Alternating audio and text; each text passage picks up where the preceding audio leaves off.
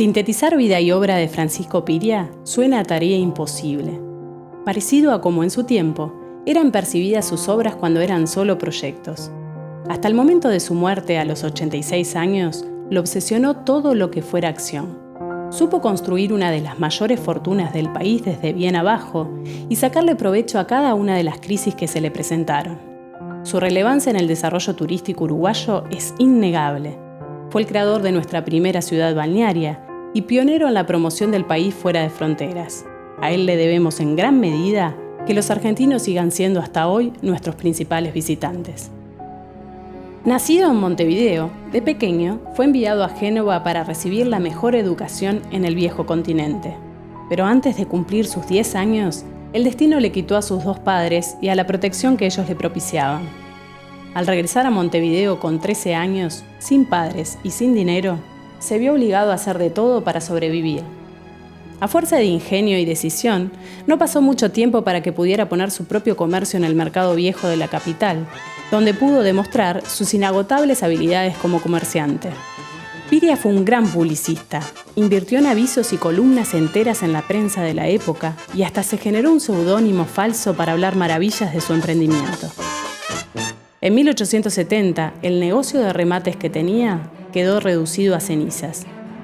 Tenía 22 años y la vida volvía a jugarle una mala pasada. Lejos de amedrentarse, redobló sus apuestas. Ya había aprendido que era posible superar pérdidas mucho mayores. Fue entonces cuando entró en contacto con el mundo inmobiliario y comenzó a amasar su gran fortuna. Desde su rol de rematador de terrenos, fue promotor de unos 70 barrios de Montevideo. No en vano, la prensa de la época lo catalogó como el segundo fundador de la capital. Piria había implantado un nuevo modelo inmobiliario: comprar, fraccionar, crear barrios nuevos y ofrecerlos a personas de bajos recursos a largos plazos que podían llegar a los 50 años. Era él quien planificaba la urbanización y hasta la propia nomenclatura de las calles, aprovechando cada decisión como estrategia de promoción. Para vender ofrecía a potenciales clientes y sus familias viajes gratuitos, comidas y grandes fiestas en los lugares en donde se hacían los remates. La sensatez y la ironía de sus publicidades y comentarios no caían muy bien al establishment político y financiero, y por eso los reconocimientos de esos sectores tardaron en llegar.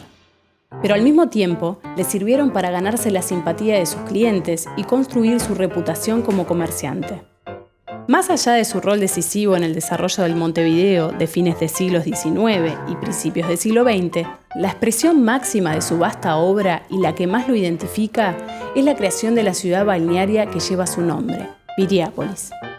A fines del siglo XIX, con 45 años, compró 1.815 hectáreas desde el norte del Cerro Pan de Azúcar hasta el mar, y progresivamente llegó a tener más de 3.400 hectáreas. Piria se entregó a este destino con la pasión de un enamorado.